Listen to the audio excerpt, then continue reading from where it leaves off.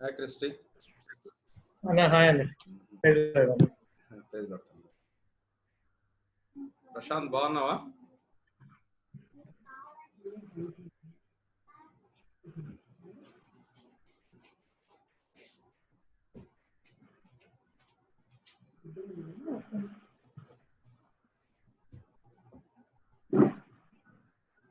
Amen. So today we are going to see the book of Revelation. Can you see Oh, the screen? great. No, stop. I can see. Yes, brother. Yeah. Okay. Yes. Huh? Yeah. Yeah. Book of Revelation. That's what we are going to study these days. బైబిల్లో ఉన్నటువంటి 66 పుస్తకాల్లో చివరి పుస్తకం ప్రకటన గ్రంథం, revolution. ఒక సర్వేలో ఏం చెప్పారు అంటే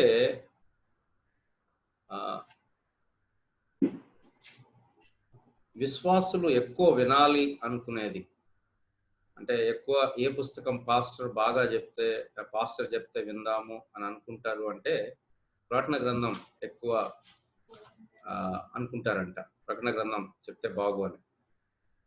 కానీ అదే సమయంలో విశ్వాసులు అతి తక్కువగా చదివేటువంటి గ్రంథం, అంటే చెప్తే విందాం అనుకుంటారు కానీ చదవటంలో మాత్రం అతి తక్కువగా చదివేటువంటి గ్రంథము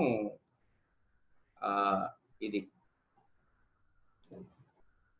అదే సమయంలో ప్రీచర్స్ అతి తక్కువగా బోధించే గ్రంథం. చాలాసార్లు even including my self, I have been in preaching for the past almost all from 96 అంటే almost all 23 years I have been into preaching. But Bible studies అంటే అప్పుడప్పుడు ఏదో టాపిక్ సెకండ్ కమింగ్ గురించి లేకపోతే చర్చ్ లెటర్స్ వరకు 3వ అధ్యాయం వరకు వెళ్తాం. ఇక అక్కడి నుంచి మాత్రం ఎప్పుడు I didn't think I never preached on that. So చాలా మంది, నాట్ ఓన్లీ మీ, చాలా మంది పాస్టర్స్ అవాయిడ్ చేసేటువంటి గ్రంథం ఏంటంటే అతి తక్కువ. ఎందుకు అయి ఉండొచ్చు? What might be the reason? Any idea? What might be the reason? Christy? Maybe fear అన్న, భయం. Yeah. That was my first point here when I am thinking about that. అర్థం కాదు, అది అమ్మ ఎందుకులే మనకి, దాన్ని పెట్టుకుంటే మనం we may go astray, అర్థం కాదు. ప్లస్ దాంట్లో ఆ పిక్చరైజేషన్స్ కూడా కొంచెం భయంకరంగా, శ్రమలు, కీటకాలు, లేకపోతే ఏమంటాము తెగుళ్ళు, దేవుని ఉగ్రత అనేటువంటి కొంచెం ఏమంటాం భయం పుట్టించేటువంటి పుస్తకం ఇది. బోధకులు ఎందుకు తీసుకోరు అంటే ఇది అర్థం కాదులే అనేది భయం. రెండోది ఏంటంటే ఇక్కడ ఆల్రెడీ చెప్పినట్టు ఇంటర్ప్రిటేషన్స్ డిఫరెంట్. అంటే ఒక్కొక్కరు ఒక్కో రకంగా ఇంటర్ప్రిట్ చేస్తారు. దీని మీద విపరీతమైనటువంటి బుక్స్ ఉన్నాయి, ఒక్కొక్కరు ఒక్కో రకంగా. ఈవెన్ హెబ్రోన్ ఫెలోషిప్ లో బ్రదర్ నెహమ్యా గారని కర్నూలు గాడ్ సర్వెంట్ ఉండేవాళ్ళు. ఆయనని రెవల్యూషన్ స్పెషలిస్ట్ అనేవాళ్ళు. 96 ఆ టైంలో ఒక రివైవల్ వచ్చేసింది. ఎక్కడ చూసినా రెండవ రాకడ నెహమ్యా గారి మీటింగ్స్, రెండవ రాకడ నెహమ్యా గారి మీటింగ్స్. జనాలు పరుగులెత్తిపోయేవాళ్ళు. ఆయన ఏం చెప్పాడు అంటే 2000లో కంపల్సరీ యేసుప్రభు వస్తాడు, లేకపోతే మీరు నన్ను అడగండి అని చెప్పి అన్నాడు. కాకపోతే 2000లో యేసుప్రభు రాలేదు పాపం. మొన్న రీసెంట్ గా ఒక 2-3 మంత్స్ బ్యాక్ ఆయన చనిపోయారు. కాబట్టి అంటే many people try to give different interpretation. That is one of the major reasons. ఇంకొకటి ఏంటంటే this is only about the future. మనకెందుకులే దాని గురించి, మనకెందుకు దాని గురించి, అది ఓన్లీ ఫ్యూచర్ గురించి కదా, మనం ఎందుకు దాని గురించి పట్టించుకోవాలి, ఇప్పుడైతే ప్రజెంట్ అయితే కాదు కదా అనేటువంటి ఒక భావన. నాలుగవది ఏంటంటే వాట్ ఐ అబ్జర్వ్డ్ ఇస్, ఈ పుస్తకంలో ప్రాక్టికల్ అప్లికేషన్స్ ఏం లేవు. ఇది చాలా మందికి ఉన్నటువంటి అవగాహన ఏంటంటే ప్రాక్టికల్ అప్లికేషన్స్ అనేవి ఏం లేవు. ఇదంతా కూడా ఓన్లీ ప్రాఫిటిక్ బుక్ కాబట్టి దీన్ని మనం చదవకపోయినా లేకపోతే దీన్ని చెప్పకపోయినా పెద్ద లేదు. అయితే ఇవన్నీ కూడా కేవలం అపోహలే. These are all misunderstandings. The title of the book ఏంటంటే ప్రకటన, revolution, which means that revealing, ప్రత్యక్షపరచటం, బయలుపరచబట్టం. చూడండి, ప్రకటన గ్రంథంలోనే దేవుడు చెప్తూ వచ్చాడు ఈ గ్రంథం గురించి. ఆయన అన్నాడు, ఈ గ్రంథం రాసిపెట్టు, దీనికి ముద్ర వేయొద్దు అని చెప్పి ఆయన చెప్తూ వచ్చాడు. రండి, ప్రకటన గ్రంథము చివరి అధ్యాయం. ప్రకటన గ్రంథము చివరి అధ్యాయం, బుక్ ఆఫ్ రెవల్యూషన్ చాప్టర్ 6. ప్రకటన గ్రంథము చివరి అధ్యాయంలో 22వ అధ్యాయము 10వ వచనంలో, మరియు అతడు నాతో ఇలాగు చెప్పాను, ఈ గ్రంథమందున్న ప్రవచన వాక్యములకు ముద్ర వేయవలదు, కాలము సమీపమై ఉన్నది. కాబట్టి దేవుడు ముద్ర వేయొద్దు అన్నాడు. మీకు గుర్తుంటే దానియేలు గ్రంథంలో దానియేలుకి దేవుడు ఏం చెప్పాడంటే ముద్ర వేయమన్నాడు, అంటే దాన్ని కన్సీల్ చేయమన్నాడు. కానీ అసలు ఈ బుక్ పేరే, దేవుడు పెట్టినటువంటి బుక్ పేరేంటంటే రెవల్యూషన్, అంటే రివీలింగ్, ప్రత్యక్షపరచటం. గ్రీక్ లో దీన్ని అపోకలిప్స్ అని చెప్పి అంటారు. మనం మొట్టమొదటి అధ్యాయం మొట్టమొదటి వచనం రండి, ప్రకటన గ్రంథం మీ బైబిళ్లలో మొట్టమొదటి అధ్యాయము మొట్టమొదటి వచనానికి వస్తే అక్కడ రాయబడినటువంటి సంగతి ఏంటంటే, యేసుక్రీస్తు తన దాసులకు కనపరుచుటకు దేవుడు ఆయనకు అనుగ్రహించిన ప్రత్యక్షత. అంటే whose revolution is this? The revolution of Jesus Christ, యేసు ప్రభువు. ఇంకో మాట ఇక్కడ గమనించాల్సింది ఏంటంటే the revolution. That means it is singular. It is not one of the revelations. It is not a revelation. It is the revelation, the only revelation. And it contains many parts. It is the revelation of Jesus Christ. So the title tells, అంటే ఈ title revelation of Jesus Christ అనేటువంటి title ఏం చెప్తుందంటే, ఈ book లో మనం ఏం చూడాలి? Whose revolution is it? Jesus Christ revelation. కాబట్టి ఎవరిని చూడాలి మనం? యేసు ప్రభువుని చూడాలి. ఆయన వదిలిపెట్టి బూరలు, పాత్రలు, లేకపోతే ఇంకేదన్నా అని చెప్పి కానీ పోతే we may go astray. That is the problem. Yeah. So ఈ పుస్తకం మొత్తంలో కూడా మనం మర్మాలు లేకపోతే ఫ్యూచరిస్టిక్ ఈవెంట్స్ వీటి గురించి కాదు, కానీ our focus should be on our Lord Jesus Christ. So మన బుక్ అంతట్లో కూడా మనం చదివేటప్పుడు, ధ్యానం చేసేటప్పుడు యేసు ప్రభువారి వైపు మనము దృష్టిని పెట్టాలి. రండి ప్రియులారా, ఇంకా ముందుకు వెళ్ళిపోదాం. ఈ బుక్ లో నిజంగా చూస్తే ఈ పుస్తకము యేసు ప్రభువారి మహిమను బయలుపరుస్తుంది. యేసు ప్రభువారి మహిమను ఎక్కువ ఎక్కడ చూడగలుగుతామంటే ప్రకటన గ్రంథంలో చూడగలుగుతాం. ఇంకో మాట నాకు చాలా ఇష్టం ఏంటంటే, ప్రకటన పరలోకాన్ని చూడాలి అంటే ఆ కిటికీ ఎక్కడుంది అంటే కేవలం, అంటే కొన్ని సందర్భాలు మనకి యెషయా గ్రంథం 6వ అధ్యాయం, యెహెజ్కేలు గ్రంథం ఇలా కొన్ని కనపడతాయి, కానీ మనకి ఎక్కువ చూడాలి అంటే ద డోర్ ఆఫ్ హెవెన్. అక్కడ చదువుతాం కదా, యోహాను సువార్త ప్రకటన గ్రంథం 4వ అధ్యాయంలో మొట్టమొదటి వచనంలో, ఈ సంగతులు జరిగిన తర్వాత నేను చూడగా అదిగో పరలోకమందు ఒక తలుపు తెరవబడి ఉండెను. పరలోకంలో దేవుడు తలుపును తెరచి పెట్టాడు. అంటే పరలోకాన్ని చూడటానికి ఈ భూలోకంలో మనకున్న ఒకే ఒక ఇన్స్ట్రుమెంట్, లేకపోతే ఒకే ఒక సాధనం ఏంటంటే ప్రకటన గ్రంథం. సో మనం కానీ ఏం తమ్ముడు, ఇప్పుడు బైబిల్లో వేరే గ్రంథాలు ఉన్నాయి కదా. ఏం గ్రంథాలు ఉన్నాయి? పాత నిబంధన ఉంది. పాత నిబంధన మొత్తం ఏం చెప్తుందంటే, బిహోల్డ్ హీ కమ్స్. బిహోల్డ్ అంటే అర్థం ఏంటి? ఇదిగో.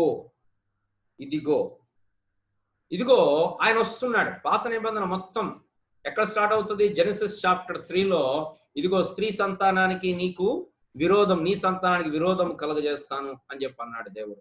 అక్కడి నుండి the whole testament, all the books what we see is behold he comes, ఆయన వస్తున్నాడు.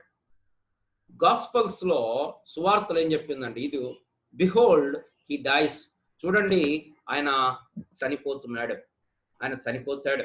Behold he dice, that's what the gospels convey. And the book of acts says behold he lives, ఆయన జీవించి ఉన్నాడు.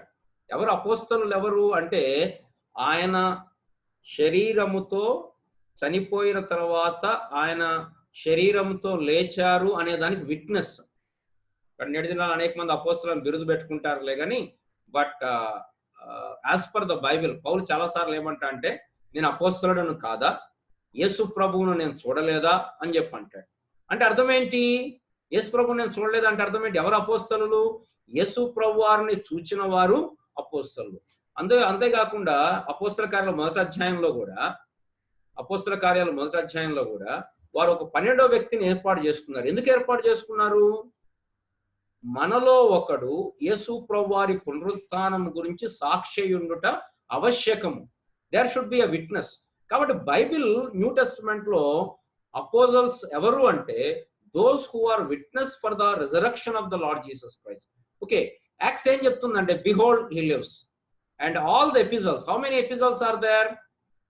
ఎన్ని పత్రికలు ఉన్నాయి ప్రశాంత్? ఎన్ని పత్రికలు ఉన్నాయి? 21 పత్రికలు ఉన్నాయి. 21 పత్రికలు ఏం చెప్తున్నాయంటే బిహోల్డ్ హీ సేవ్స్. తెలుగులో మనకి ఇదిగో ఆయన రక్షిస్తాడు. పాత నిబంధన ఇదిగో ఆయన వస్తున్నాడు. సువార్తలు ఇదిగో ఆయన చనిపోతాడు.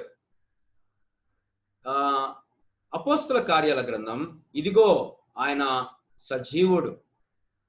పత్రికలు ఏం చెప్తున్నాయంటే ఇదిగో ఆయన రక్షిస్తాడు.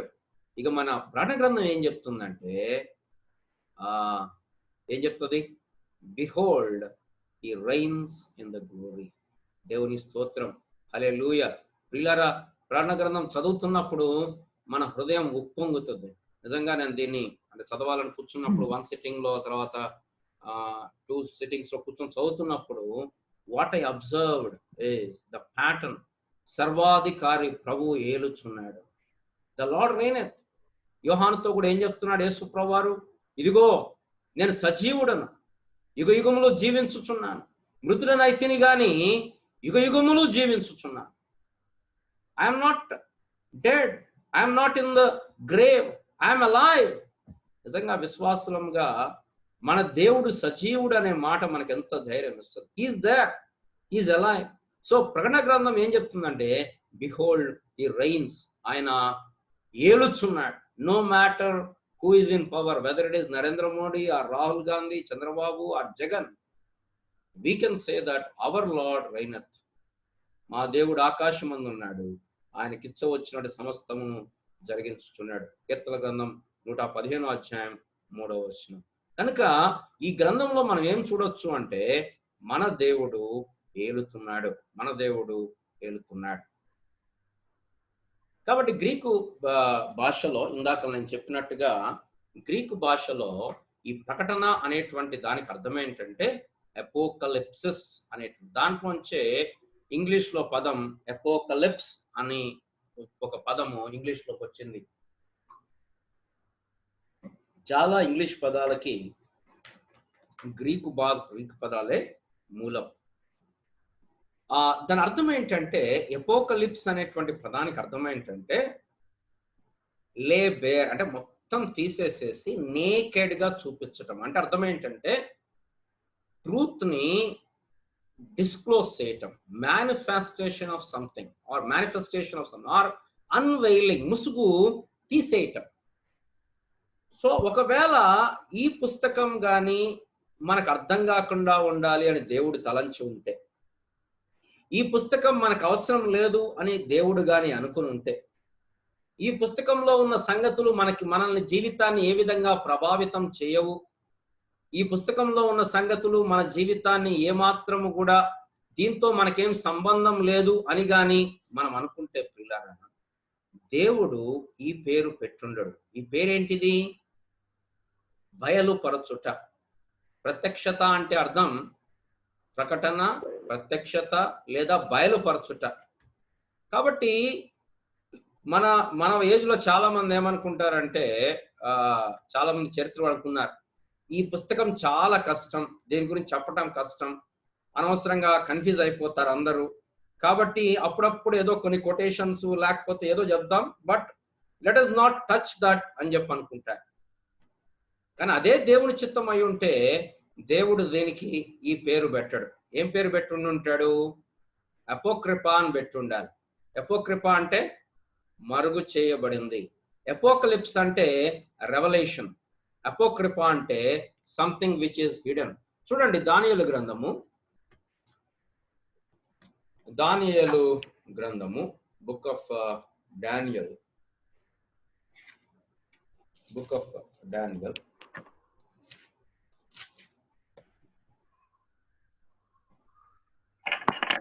12వ అధ్యాయము 4వ వచనం. Book of Daniel chapter 12 verse 4. దానియేలు, నీవు ఈ మాటలను మరుగు చేసి అంత్యకాలము వరకు గ్రంథమును ముద్రింపు. అక్కడ దేవుడే చెప్పాడు, Daniel don't open it, don't disclose it. But revolution లో దేవుడు ఏం చెప్పాడు అంటే, లెట్ us ఓపెన్ ఇట్. ఒక ప్రియులారా, I'm guilty of not studying this book. I'm confessing it openly. I know many of us, though we are believers and we have been teaching and we have been meditating God's word, revelation kochesariki we read at most up to 5 or 6 chapters. After that we just pass it on. అంటే చదువుతాము, దాంట్లో ఏం doubt లేదు, కానీ దాని మీద పెద్దగా what it is conveying అనేది మనం చూడం. So it is unveiling means publicly announcing. అందుకోసమే ప్రకటన గ్రంథంలో 1వ అధ్యాయంలో ఒక మాట రాయబడింది. ఏముంది? 3వ వచనంలో, సమయము సమీపించినది గనుక ఈ ప్రవచన వాక్యములు చదువువాడును వాటిని విని ఇందులో రాయబడిన సంగతులు గైకొనువారును ధన్యులు. వినువారు అంటే అర్థం ఏంటి? అంటే ఒకరు చదువుతారు. కాబట్టి చాలా మంది బైబిల్ పండితులు ఏం చెప్తారు అంటే, it's always better to read this book. అంటే గట్టిగా పెద్దగా పైకి చదవటం ఇట్స్ ఆల్వేస్ బెటర్ అని చెప్పి పండితులు చెప్తూ ఉంటారు. అందుకోసం ఇక్కడ రాయబడింది, వినువారు గైకొనువారు ధన్యులు అని చెప్పేసేసి. కనుక పిల్లల ఈ పుస్తకాన్ని మనం లైట్ గా తీసుకోవడానికి లేదు. సో బైబిల్ స్టూడెంట్స్ గా మనకేం హెజిటేషన్ ఉండకూడదు దీంట్లో దూకటానికి. సో దేవుడు మనకు సహాయం చేస్తుంటుండగా మనము కేవలం దీని ద్వారా పాఠాలు నేర్చుకోవడానికి ప్రయత్నం చేద్దాం ఈ గొప్ప నుంచి. సో యోహాను ఒక పుస్తకం ధ్యానం చేసేటప్పుడు బైబిల్ స్టడీలో ప్రాముఖ్యంగా ఆలోచించాల్సింది ఏంటంటే, ఆ పుస్తకం ఎవరు రాశారు, రెండవది ఏ సందర్భంలో రాశాడు, మూడవది ఏ కాలంలో రాశాడు, నాలుగవది ఎవరికి రాశాడు, ఐదవది ఆయన ఏం చెప్పటానికి ప్రయత్నం చేస్తున్నాడు. ఇవి తెలియకుండా మనం గాని పత్రిక చదవటానికి మొదలు పెడితే అది ఎలా ఉంటుందంటే మొత్తం మిస్ఇంటర్ప్రిటేషన్ అయిపోతుంది. దాన్ని ఏమంటారు? ఎక్సిజెసిస్ అంటారు. యాక్చువల్ కరెక్ట్ ఏంటి? Exegesis. What we have to do? We have to exegete the scriptures. But most of the times we're guilty of exegesising the scriptures. అంటే ఆ ఒరిజినల్ రచయిత ఎందుకు రాశాడు అనే మీనింగ్ మనం పక్కన పెట్టి మన మీనింగ్ ని దాంట్లో చూపిస్తాం. దాన్నే ఐసిజిసిస్ అంటాం. ఆ టెక్స్ట్ చెప్పట్లా, మనం చెప్తాం. కాబట్టి యోహాను మన అందరికి తెలుసు, దాంట్లో ఎటువంటి సందేహం లేదు. ఎందుకంటే ఈ పుస్తకాన్ని రాసింది యోహానే అని చెప్పి ఎందుకు ఎలా చెప్పొచ్చు అంటే దాంట్లో ఆయన పేరుంది. అంత మాత్రమే కాదు, ఆయన పేరును పక్కన పెడితే యోహాను శిష్యులు ఇగ్నేషియస్, పాలికార్ప్, వీళ్ళు డైరెక్ట్ యోహాను శిష్యులు అన్నమాట. వాళ్ళు రాసిన రచనలో కూడా they have attributed the authorship to apostle and beloved John. మనకు తెలుసు ఆయన చాలా ఏం పిలువబడ్డాడు, ప్రియుడైనటువంటి యోహాను, ప్రేమ అపోస్తలుడు అని చెప్పి పిలువబడుతూ వచ్చాడు. యేసు ప్రభువారు తన తల్లిని అప్పగించటానికి కూడా ఈయన పేరే చెప్పాడు. యేసు ప్రభువారి శిష్యుల్లో యేసు ప్రభువారి చాలా సన్నిహితుడు, అందరికంటే లాస్ట్ చనిపోయిన అపోస్తలుడు. ఈయన రచన శైలి గాని మనం చూస్తే ఈయన కొన్ని ప్రత్యేకమైన పదాలు వాడుతూ ఉంటాడు, వేరే సువార్తలలో లేనటువంటి పదాలు. ఇవి ప్రాణ గ్రంథంలో పదాలు కాదు, యోహాను సువార్తలో ఉన్న పదాలు. విశ్వాసం ఉంచుట, వేరే రచయితలు ఏం వాడారంటే నమ్ముట అనే పదం వాడారు. బట్ వేరాస్ యోహాను వాడిన పదం ఏంటంటే విశ్వాసం ఉంచుట, పిస్ట్యో. ఆ మాట 98 సార్లు యోహాను సువార్తలో, యోహాను పత్రికలో కనపడుతుంది. ఇంకొక మాట ఎక్కువ వాడతాడు, లోకము. లోకమునైనను లోకంలో ఉన్న వాటినైనా ప్రేమింపకుడి, లోకంలో ఉన్నదంతయు శరీరాశ, నేత్రాశ, జీవపు డంబము. నేను లోక సంబంధిని కాదు, లోకమంతయు లోకము దుష్టుని యందు పడి ఉన్నది, లోక సంబంధి, దేవుని సంబంధి. ఇలాగ లోకము అనే మాట 78 సార్లు యోహాను సువార్తలో కనపడుతుంది. బైబిల్ మొత్తం మీద 254 సార్లు ఉంటే దాంట్లో ఆల్మోస్ట్ 78 సార్లు యోహాను సువార్తలోనే కనపడుతుంది. ఈ అపోస్తలునికి ఒక పేరు ఏంటంటే ప్రేమ అపోస్తలుడు, అపోజల్ ఆఫ్ లవ్. ఎందుకు ఈయన ప్రేమ గురించి ఎక్కువ రాస్తాడు. దేవుడు ప్రేమాస్వరూపి అని రాసింది కూడా ఈయనే, అగాపావ్. ఆ గ్రీక్ పదము 40 సార్లు యోహాను సువార్తలో రాయబడుతుంది. ఇంకోటి యోహాను ఫేవరెట్ టర్మ్ ఏంటంటే ఎరుగుట. ఎరుగుట కదా, one of the fundamental verse. యోహాను సువార్త 17వ అధ్యాయం 3వ వచనంలో, అద్వితీయ సత్య దేవుడు అయిన నిన్నును నీవు పంపిన యేసుక్రీస్తును ఎరుగుటయే నిత్య జీవం. ఎరుగుట చాలాసార్లు అంటాడు, ప్రేమింపని వాడు ఆయన ఎరగలేదు అని చెప్పి అంటాడు. సో 131 టైమ్స్ ఆ మాట వస్తుంది. ఇంకో మాట ఏంటంటే నిశ్చయముగా, వెరీలీ వెరీలీ అని కొన్ని వర్షన్స్ లో ఉంటది, కొన్ని వర్షన్స్ లో ట్రూలీ అంటది. అంటే అన్నిసార్లు అంటే యూదుల భాషలో ఒక మాట గట్టిగా చెప్పాలంటే దే సే ఇట్ ట్వైస్ అన్నమాట. కొన్నిసార్లు దే సే ఇట్ థ్రైస్. సైన్యములకు అధిపతి యెహోవా పరిశుద్ధుడు, పరిశుద్ధుడు, పరిశుద్ధుడు. వాట్ దే ఆర్ సేయింగ్, ఆ మాట చాలా ప్రాముఖ్యంగా 3 సార్లు చెప్తా ఉన్నారు. యేసు ప్రభువారు వెరీలీ వెరీలీ, ట్రూలీ ట్రూలీ, అది నిశ్చయంగా చెప్పడానికి అన్నమాట. సో ఆ మాట 50 సార్లు వాడబడింది. వాక్యానికి లోగోస్ అనేటువంటి మాట 45 సార్లు వాడబడింది. జీవము 47 సార్లు వాడబడింది. సత్యము, ట్రూత్ అనే మాట 49 సార్లు వాడబడింది. తీర్పు అనే మాట 30 సార్లు. సాక్షి, సాక్ష్యమిచ్చుట అనే పదం 47 సార్లు. అంటే ఎందుకు మన ఈ పదాలంటే ఆయన శైలి, ఆయన ఏమి ఎక్కువ వాడుతున్నాడు అనేది మనం గమనించటానికి ఈ పదాల సంగతులు మనకు కనపడతాయి. అడుగుట అనే పదం 31 సార్లు. నామము, వెలుగు.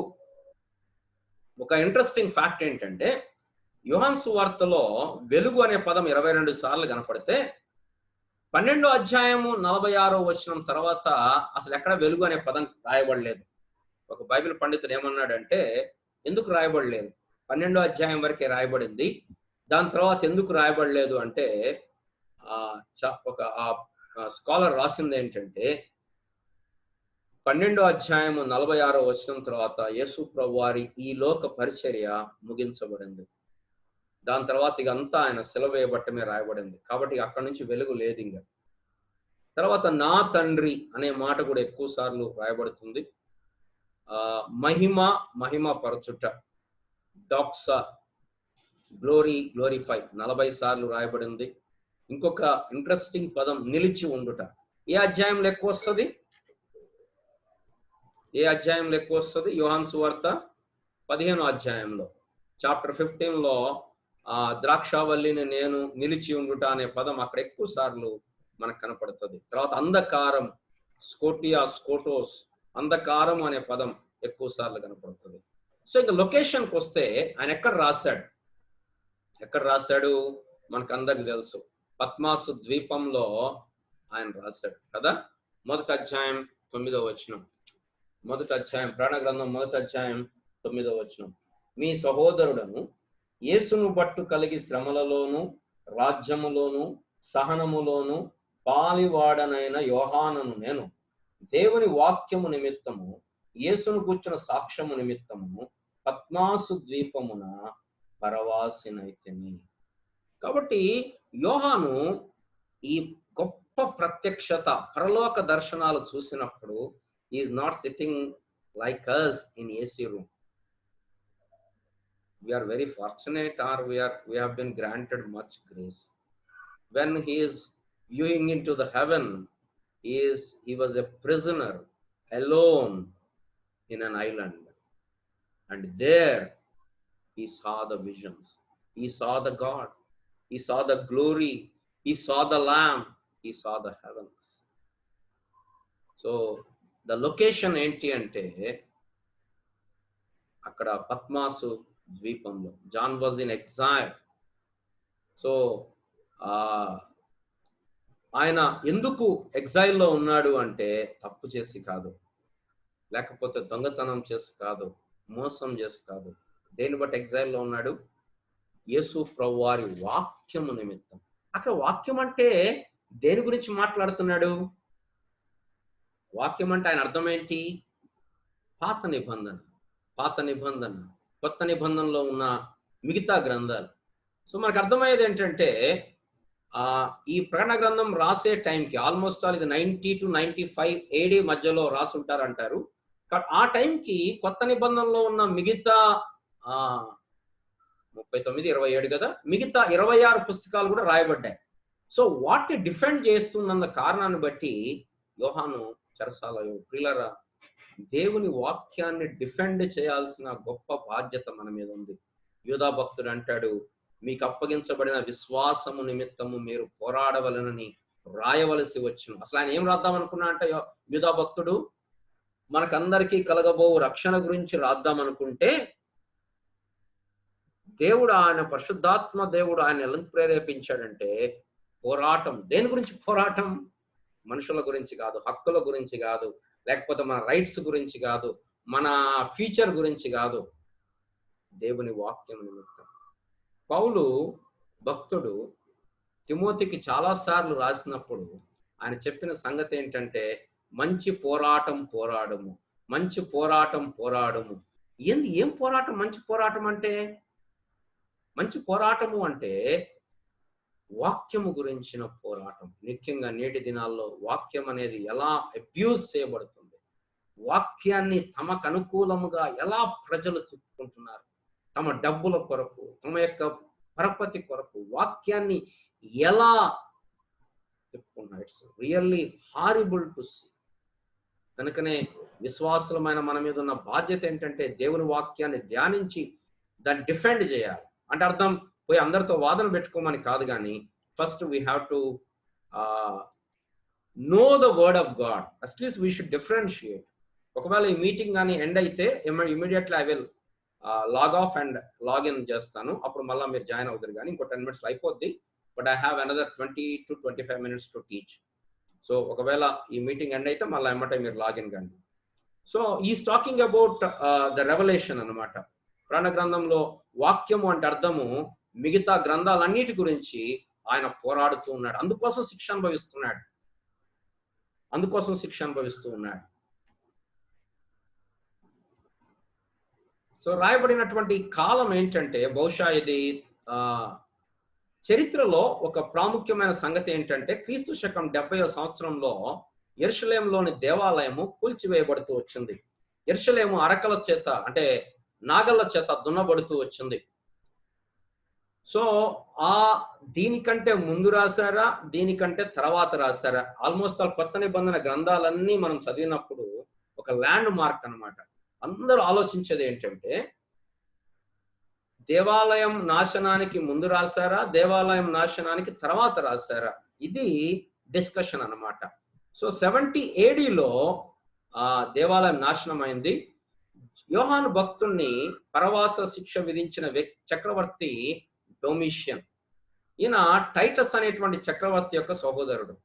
టైటసే ఈ ఏమంటాము ఈ డొమిషియన్ వెస్పేషియన్ యొక్క కొడుకు.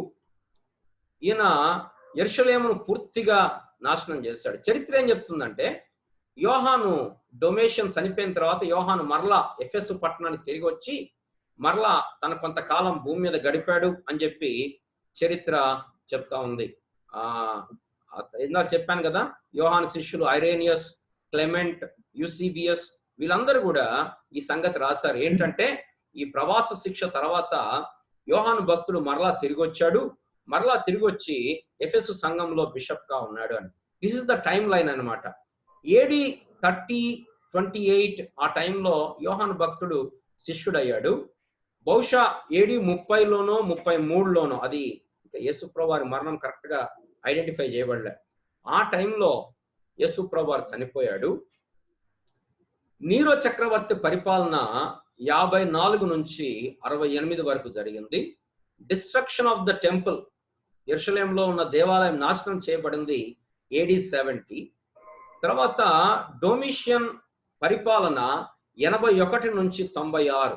కాబట్టి యోహాను భక్తుడు కూడా 95 నుంచి 96 లేదా 90 నుంచి 96 ఈ మధ్యలో ఈ పత్రిక రాసుంటాడు అని చెప్పి మనం చెప్పొచ్చు. బైబిల్ పండితులు కూడా మనకు అదే చెప్తా ఉన్నారు. పిల్లరా, ఇక్కడ మనం ఒక బ్రేక్ తీసుకుందాం. I will just conclude the meeting and come back. ఎందుకంటే very interesting and very important point మనం ఇక్కడ డిస్కస్ చేయాలి. So what I will do is I will end the meeting and I will start it. Okay,